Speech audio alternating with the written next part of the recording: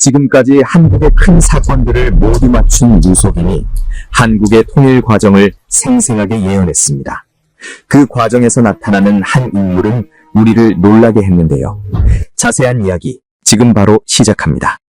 먼저 해당 무속 예언가는 태백산의 명암선생이라 불리는 인물입니다. 그는 우리가 흔히 아는 무속인과는 결이 조금 다릅니다. 명암선생은 우리 민족 고유의 경전인 천부경의 81글자 속에 숨겨진 우주의 원리를 평생 수행해온 무속인입니다. 그는 천부경의 숫자가 세상이 돌아가는 이치와 다가올 미래를 보여주는 암호라고 말합니다. 오늘 우리가 알아볼 예언은 선생이 천부경의 원리를 통해 내다본 2026년부터 2050년까지의 거대한 흐름이며 지금껏 우리가 들어왔던 서양의 그 어떤 예측보다도 구체적이고 소름 돋는 내용을 담고 있습니다. 명암선생은 곧 세상의 판이 완전히 뒤집힌다고 단언합니다. 선생을 처음 만났을 때 그는 태백산 자락을 가리키며 혀를 찼습니다. 하하, 사람들이 눈앞에 밥그릇 싸움에만 정신이 팔려 있으니 저 너머에서 몰려오는 거대한 파도를 보지 못하는구나. 2026년 병우년, 불이 중천에 뜨니 겉은 화려하나 속은 타들어가는 형국이다. 이때부터 묵은 기운이 쇠하고 새로운 기운이 싹트니 천지가 개벽할 준비를 시작하는 게야. 선생의 말에 따르면 다가올 미래의 변화는 우리 내부가 아닌 바로 저 거대한 대륙 중국에서부터 시작된다고 합니다. 그는 천부경의 일석삼극을 언급하며 하나가 쪼개져 셋이 되는 것이 자연의 이치이나 억지로 하나로 묶으려 했던 거대한 힘이 이제 한계에 다다랐다고 예언했습니다. 잘 보시오. 서쪽의 용이 병이 들었어. 2026년이 지나면서 그 병색이 겉으로 드러날 것인데 하늘이 내리는 재앙에는 장사가 없는 법이지. 물난리가 나고 땅이 갈라지는 것도 문제지만 더 큰 문제는 사람들의 마음이 떠나는 것이요. 곳곳간이 비어가니 인심도 사나워지고 각 성들이 제살길을 찾아 뿔뿔이 흩어지려 할 것이요. 이것이 바로 천운이 다했다는 증거라오. 선생의 예언은 매우 구체적이었습니다. 중국 내부에 닥칠 경제적인 어려움과 자연의 재난이 겹치면서 중국 지도부는 더 이상 밖을 신경 쓸 겨를이 없어지게 됩니다. 이것은 한반도 정세에 엄청난 나비 효과를 불러오게 되는데 바로 북한에 대한 지원이 끊긴다는 것입니다. 지금껏 북한 정권을 지탱해주던 든든한 뒷배였던 중국이 자신의 발등에 떨어진 불을 끄느라 북한으로 향하던 식량과 기름, 돈줄을 잠가버리는 상황이 온다는 것입니다. 명암선생은 이 시기를 두고 어미가 제 자식도 못 먹여 살려 남의 자식을 내치는 형국이라고 표현했습니다. 북쪽의 그 젊은 지도자도 참으로 답답할 노릇이지. 믿었던 형님이 문을 걸어 잠그니 밥줄은 끊기고 기름은 바닥나고 2027년, 2028년으로 갈수록 북쪽 땅의 기운은 급격히 쇠락할 것이요. 하늘의 기운을 보니 북쪽의 별이 빛을 잃고 흔들리는구려. 이것은 누구의 탓도 아니요. 그저 때가 되어 거대한 흐름이 바뀌는 것이니 인력으로 막을 수 있는 일이 아니란 말이요. 우리는 흔히 통일이 우리의 노력이나 외교로 이루어질 것이라 생각했습니다. 하지만 선생의 예언은 다릅니다. 주변 강대국들의 상황이 급변하면서 우리가 원하든 원하지 않든 통일의 문이 열릴 수밖에 없는 외통수에 걸린다는 것입니다. 중국이라는 거대한 둑이 무너지면서 그 여파가 고스란히 압록강을 넘어 북한 내부를 강타하게 됩니다. 더 이상 의지할 곳이 없어진 북한 내부는 극심한 혼란에 빠지게 되는데 명암선생은 이때 북한 내부에서 일어날 충격적인 사건 하나를 지목했습니다. 그는 지팡이로 땅을 툭툭 치며 무서운 미래를 속삭였습니다. 호랑이 등에 탔던 자가 떨어질 때가 되었어. 평양의 그 견고해 보이던 성벽 안에서 이상한 기류가 감지되는구려. 밖에서 치는 천둥보다 무서운 것이 안에서 새는 바가지라 했지. 2028년 무신년 즈음이 되면 평양 하늘에 짙은 먹구름이 낄 것이야. 왕좌에 앉은 이가 보이지 않고 며칠 동안 평양의 모든 소리가 끊기는 기이한 일이 벌어질 것인데 이것이 바로 한반도 운명이 뒤집히는 거대한 신호탄이 될 것이요. 선생이 말한 이 시기는 중국의 혼란이 극에 달해 북한이 고립무원에 처한 때를 얘기합니다. 중국의 지원이 끊기고 고립무원에 처한 북한. 그 안에서 명암 선생이 예언한 2028년의 어느 날은 그야말로 숨막히는 긴장감으로 시작됩니다. 선생은 이날을 두고 용의 머리가 땅에 떨어지는 날이라 표현했습니다.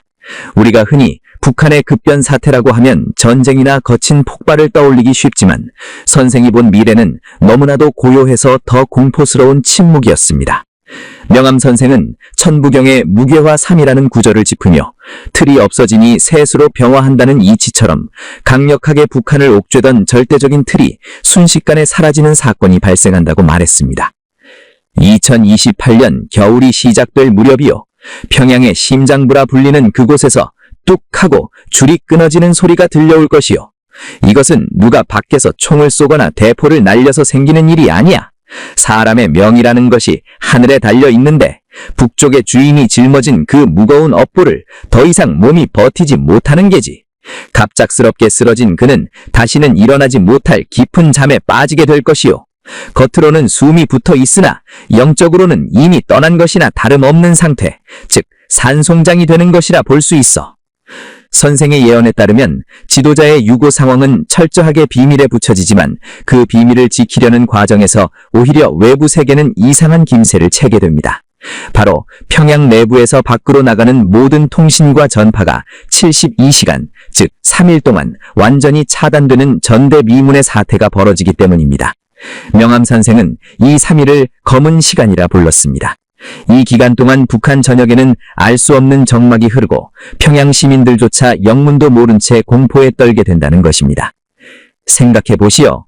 매일같이 쩌렁쩌렁하게 울리던 방송이 멈추고 명령을 내리던 지휘부가 입을 다물어버린 세상을 3일 동안 평양은 마치 시간이 멈춘 유령도시처럼 변할 것이요. 이것은 단순한 기계 고장이 아니야. 그 안에서 권력을 쥐인 늙은 호랑이들이 우왕좌왕하며 서로 눈치만 보고 있다는 증거라오. 하지만 선생은 이 침묵이 오래가지 못할 것이라고 예언했습니다. 꽉 막힌 댐은 반드시 터지기 마련이고 그 물꼬를 트는 것은 다름 아닌 북한의 젊은 엘리트 장교들이 될 것이라고 보았기 때문입니다. 명암 선생은 이를 새로운 피의 반란이 아닌 살기 위한 몸부림으로 해석했습니다. 이미 해외 문물을 접하고 세상 돌아가는 이치를 아는 젊은 장교들, 소위 청년 장교단이라 불리는 이들은 중국마저 등을 돌린 상황에서 지도자까지 사라지자 더 이상 희망이 없음을 직감하게 됩니다. 선생은 그들의 심정을 이렇게 묘사했습니다. 북쪽의 젊은 군인들 눈빛이 달라지고 있어. 그들은 바보가 아니야. 윗선의 늙은이들은 어떻게든 체제를 유지하며 밥그릇을 지키려 하겠지만 젊은이들은 알거든. 이 배가 침몰하고 있다는 것을. 그들은 같이 죽을 생각이 초도 없어. 평양의 통신이 끊긴 그 3일 동안 지하 벙커와 비밀 회합 장소에서는 엄청난 일들이 모이될 것이요. 이것은 무력을 써서 피를 보는 거친 방식이 아니야. 아주 차갑고도 이성적인 계산 끝에 나온 결단이지. 그들은 깨닫게 될 것이요. 우리가 살 길은 남쪽과 손을 잡는 것뿐이라고. 명암 선생이 본 2026년 이후의 미래에서 이 사건은 한반도 통일의 가장 결정적인 분기점이 됩니다. 지도자의 부재와 지휘체계의 마비는 북한군 전체를 흔들게 되고 명령이 내려오지 않는 최전방 부대들은 극심한 혼란에 빠지게 됩니다. 이것은 훗날 휴전선이 열리는 기적의 씨앗이 되는데 선생은 이 과정이 너무나도 급박하게 돌아가서 한국 정부나 미국조차도 처음에는 상황 파악을 제대로 하지 못할 것이라 했습니다. 세상은 깜짝 놀랄 것이요. 철옹성 같던 평양의 빗장이 안에서부터 녹슬어 무너져 내리는 것을 보게 될 테니 말이요. 2028년에 그 검은 3일이 지나고 나면 북한은 더 이상 예전의 북한이 아닐 것이요. 머리를 잃은 거대한 몸뚱이가 비틀거리며 쓰러지는 형국이니 이때 남쪽의 우리 국민들은 정신을 바짝 차려야 하오.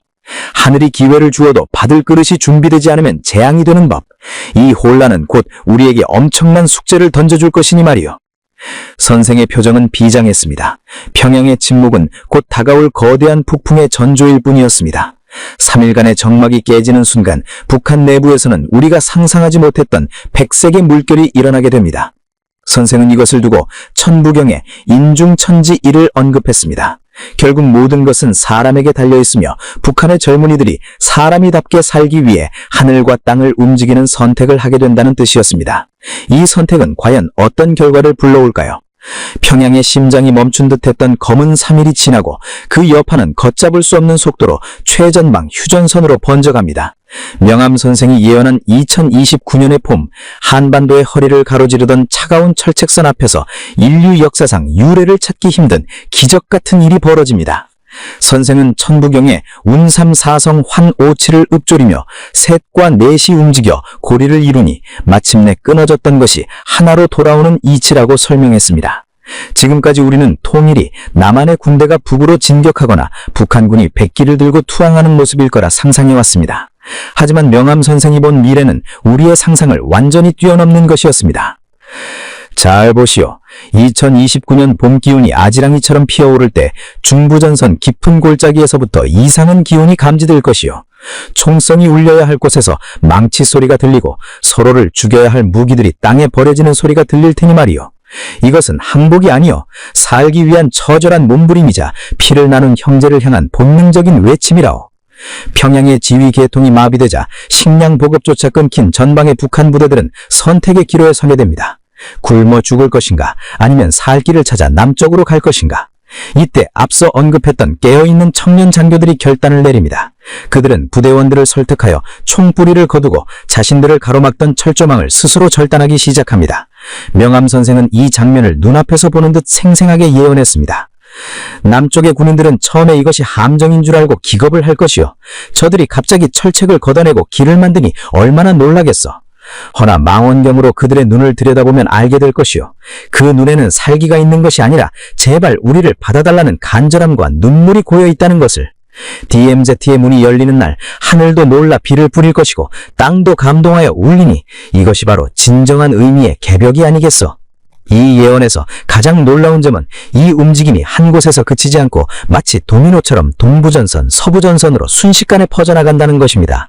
스마트폰과 드론을 통해 이 광경이 실시간으로 전파되면서 다른 부대들도 동요하기 시작하고 결국 155마일 휴전선 곳곳에서 철책이 거치는 장관이 연출됩니다. 명암 선생은 이를 두고 막혀있던 혈이 뚫리는 것이라 표현했습니다. 피가 통하지 않아 썩어가던 다리에 다시 따뜻한 피가 도니 얼마나 시원하고 벅찬 일이요.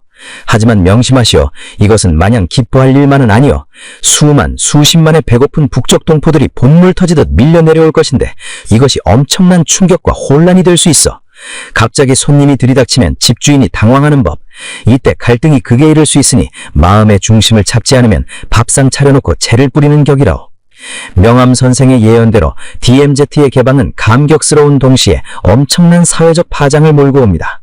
준비되지 않은 통일의 시작은 남한 사회에 큰 부담을 주게 되고 사람들은 환영과 우려 사이에서 갈팡질팡하게 됩니다.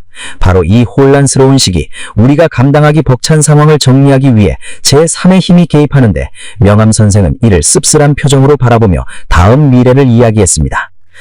우리가 우리 힘으로 온전하게 문을 열었으면 좋았으련만 아직은 우리의 그릇이 그만큼 크지 못하구려. 빗장은 열렸으나 그 안으로 들어오는 것은 우리만이 아니오. 푸른 헬멧을 쓴 이방인들이 깃발을 꽂으러 올 것이니 이것 또한 피할 수 없는 운명의 흐름이라오. 명암 선생이 말한 푸른 헬멧, 그것은 바로 국제연합 평화유지군을 의미합니다. 급변하는 한반도 정세 속에서 질서를 유지한다는 명목으로 국제사회가 개입하게 되는 것입니다. 우리는 이것을 어떻게 받아들여야 할까요? 단순한 외세의 간섭일까요? 아니면 진정한 통일로 가기 위한 필수적인 과정일까요? 명암 선생은 이 시기를 3년의 고통 그리고 성숙을 위한 인고의 시간이라고 정의했습니다.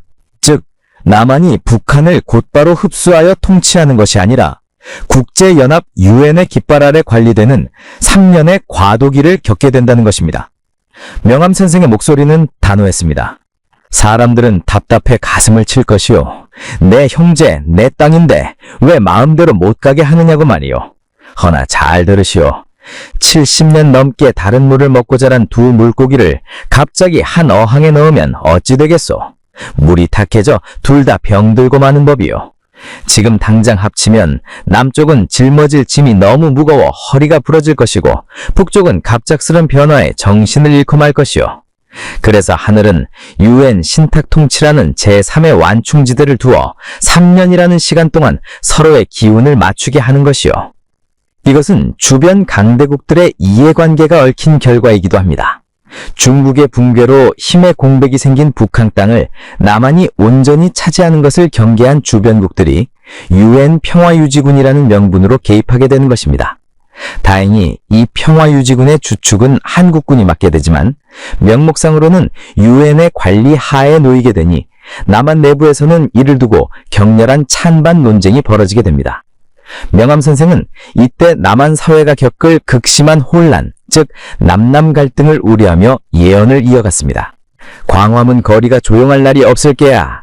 한쪽에서는 당장 우리가 접수해야 한다고 목소리를 높일 것이고 다른 한쪽에서는 국제사회의 룰을 따라야 한다며 맞설 것이니 이것이 바로 통일로 가는 길목에서 겪어야 할 마지막 진통이라오. 하지만 명심하시오. 이 3년은 헛된 시간이 아니오. 천부경에 이르길 3은 완성으로 가는 수라 했소. 북한 주민들이 자본주의라는 새로운 옷을 입을 준비를 하고 남한 사람들은 그들을 품을 마음의 그릇을 넓히는 꼭 필요한 숙성의 시간인 게지. 선생의 예언에 따르면 이 3년 동안 북한 지역은 UN의 관리하에 기초적인 인프라가 깔리고 굶주림이 해결되며 서서히 세상과 소통하는 법을 배우게 됩니다. 남한의 자본과 기술이 들어가지만 행장과는 잠시 유보되는 기묘한 동거가 시작되는 셈입니다. 이 시기는 경제적으로도 큰 요동을 치게 되는데 통일 비용에 대한 공포로 주가가 출렁이다가도 북한 개발에 대한 기대감으로 다시 폭등하는 등 하루하루가 살얼음판 같은 날들이 이어집니다. 명암 선생은 이 혼란스러운 미래를 견뎌내는 방법에 대해 이렇게 조언했습니다. 눈앞에 이익이나 자존심만 내세우지 마시오. 3년은 금방 지나갑니다. 이 시기에 우리가 해야 할 일은 싸움이 아니라 북쪽 동포들의 얼어붙은 마음을 녹이는 것이오. 정치 논리로 싸우지 말고 그저 사람 대 사람으로 다가가야 하오. 그래야 3년 뒤 유엔의 깃발이 내려가고 태극기가 올라가는 날 진정한 하나가 될 수 있는 것이오. 그런데 이 지루하고 답답한 3년의 기다림 속에서 세상의 이목을 단번에 집중시키는 충격적인 사건이 발생합니다. 사람들이 정치와 돈 문제로 아웅다웅하고 있을 때 북한 땅 깊은 곳, 예로부터 신령스럽다 여겨진 개성 혹은 평양 인근의 공사 현장에서 누구도 예상치 못한 민족의 보물이 출토된다는 예언입니다. 명암 선생은 이 대목에서 눈을 번쩍 뜨며 지팡이로 바닥을 세게 내리쳤습니다. 사람들이 땅 위의 일만 신경 쓰느라 땅 밑에 잠들어 있던 조상의 숨결은 까맣게 잊었군요. 3년의 과도기가 끝날 무렵 저 개성 송악산인지 평양 대동강변인지 땅을 파던 기계 끝에 툭 하고 걸리는 것이 있을 게야. 그것은 금덩어리나 다이아몬드가 아니오. 우리 한민족이 누구인지, 우리의 뿌리가 어디까지 뻗어 있었는지를 증명해줄 수천 년 된 역사의 증거물이 세상 밖으로 나오는 것이오. 이것이 나오면 중국의 동북공정이니 뭐니 하는 헛소리들이 쑥 들어가고 이것이 진짜 우리나라의 역사구나 하고 기뻐할 테니 이것이야말로 하늘이 숨겨둔 진짜 통일의 열쇠가 아니겠어.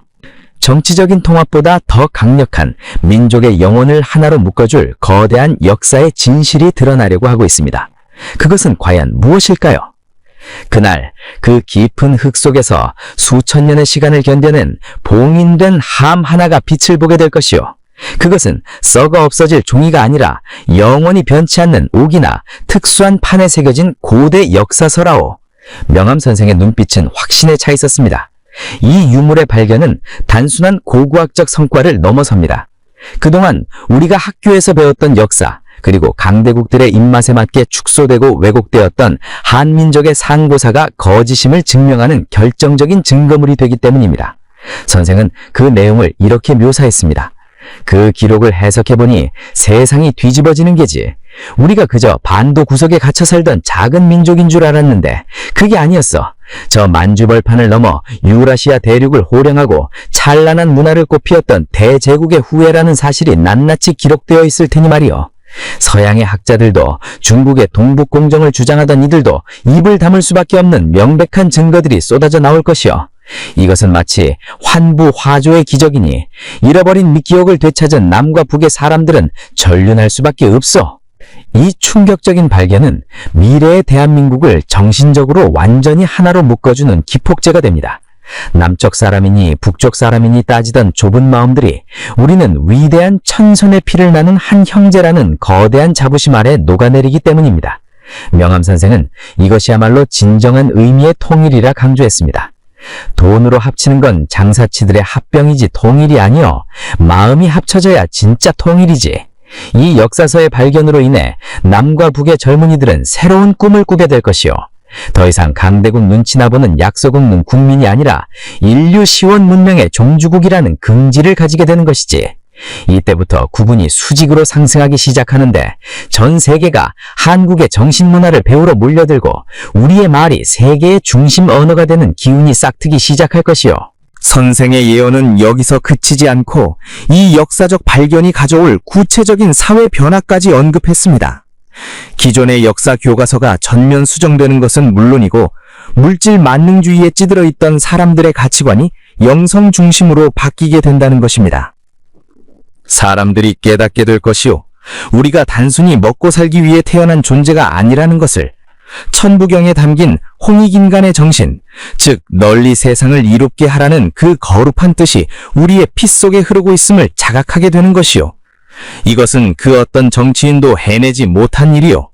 땅 속에서 나온 조상의 목소리가 갈라진 자손들을 하나로 묶어주니 이 얼마나 신묘한 조화인가.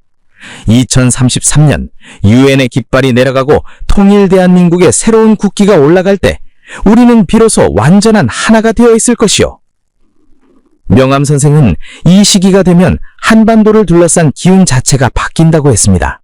탁했던 기운이 거치고 백두산에서 한라산까지 맑고 강한 서기가 뻗치게 되는데 이것은 새로운 시대를 열어갈 준비가 끝났음을 의미합니다. 하지만 준비된 무대에는 반드시 주인공이 필요한 법, 혼란을 정리하고 정신을 깨운 이 위대한 민족을 이끌어갈 지도자, 예언서에나 나올 법한 그 인물이 마침내 모습을 드러내게 됩니다. 선생은 그를 두고 진인이라 칭했습니다. 판은 깔렸고 사람들의 마음도 모였어. 이제 배를 몰고 나갈 선장이 필요하지 않겠소? 기존의 정치판에서 뒹굴던 그런 인물이 아니오. 남쪽 사람인지 북쪽 사람인지 아니면 저 해외에서 들어온 인물인지 알 수 없는 베일에 쌓인 한 사람이 혜성처럼 등장할 것이오. 그가 누구인지 어떤 힘을 가지고 있는지 궁금하지 않소? 이제 마지막으로 그에 대한 이야기를 해드리지. 명암 선생은 2030년대 중반을 지나 2040년으로 향하는 시기를 두고 껍질을 벗고 나비가 되어 날아오르는 시기라 표현했습니다. 그리고 그 변화의 중심에 전설 속에서나 듣던 지인인, 즉 참된 사람이 나타난다고 예언했습니다. 선생은 그의 등장을 이렇게 묘사했습니다. 기존의 여의도 정치판을 생각하지 마시오. 양복 입고 목소리 높여 싸우는 그런 정치꾼이 아니오. 그는 아주 조용히 그러나 거부할 수 없는 위엄을 가지고 나타날 것이요. 재미있는 점은 그가 남쪽 출신인지 북쪽 출신인지 아니면 해외에서 오래 숨어 지내다 온 것인지 그 뿌리를 명확히 알 수 없다는 것이요. 마치 하늘에서 뚝 떨어진 것처럼 남과 북의 어느 한쪽에도 치우치지 않은 배경을 가졌기에 모두가 그를 어버이처럼 따를 수 있는 것이지. 이 진인이 다스리는 2040년 이후의 통일 한국은 우리가 알던 세상과는 차원이 다른 모습입니다. 선생의 미래 투시에 따르면 이때는 상상할 수 없을 정도로 기술이 발전하여 먹고 사는 문제는 더 이상 고민거리가 아니게 됩니다. 기계와 기술이 사람의 손발이 되어 모든 풍요를 가져다 주니 인류는 비로소 물질의 노예에서 해방되어 정신적인 가치를 추구하는 세상으로 진입하게 됩니다. 명암 선생은 이를 두고 물질 배벽이 끝나고 정신 개벽이 오는 시기라 정의했습니다. 잘 들으시오. 2040년이 되면 한국은 세계의 정신적인 수도가 될 것이요. 서양의 물질 문명이 한계에 부딪혀 병들어갈 때 동방의 등불인 코리아에서 나온 홍익의 사상과 영적인 지혜가 전 세계를 치유하게 될 것이요. 전 세계 사람들이 마음의 평화를 얻기 위해 한국으로 명상을 하러 오고 우리의 말이 세계를 하나로 묶는 공용어가 되는 세상. 이것이 바로 천부경이 말하는 본심 본태양, 우리 마음의 태양을 되찾는 시대라오. 하지만 명암 선생은 이 눈부신 미래 앞에서 아주 서늘하고도 엄중한 경고를 남겼습니다.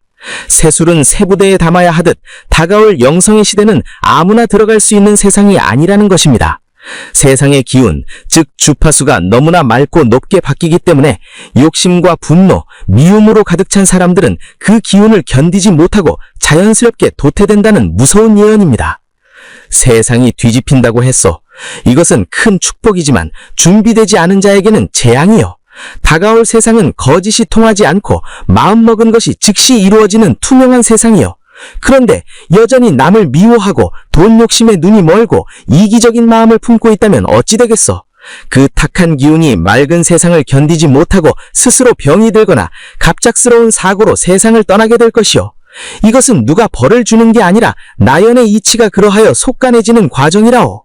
2026년부터 2040년 사이 영성이 부족한 많은 사람들이 안타깝게도 가을 낙엽처럼 우수수 떨어져 나갈 것이요. 그렇다면 우리는 이 격변의 시기에 어떻게 살아야 살아남고 새로운 세상의 주인이 될 수 있을까요?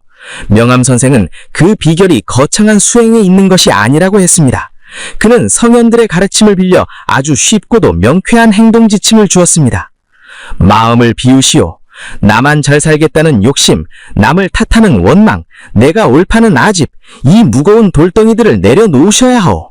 옛 성인이 말씀하시길 내 이웃을 내 몸과 같이 사랑하라 하셨고 또 마음이 가난한 자가 복이 있다 하지 않았어? 그게 정답이요.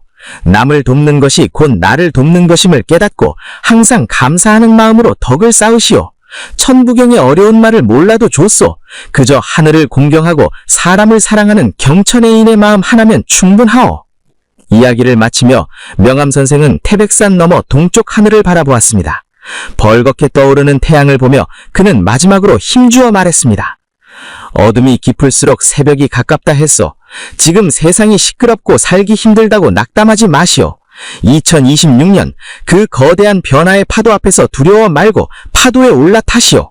대한민국은 반드시 통일이 될 것이며 인류를 구원할 빛이 되어 2050년 우뚝 서게 될 것입니다. 부디 마음의 등불을 켜고 그 영광스러운 날에 우리 웃으며 만납시다. 이것으로 태백산 도인 명암 선생이 전하는 2026년 이후의 천기누설, 그 거대한 예언록을 모두 마칩니다. 명암 선생의 말처럼 서로에게 힘이 되는 응원의 말들을 댓글로 남겨주시고 좋아요도 눌러주시면 감사하겠습니다. 시청해주셔서 감사합니다.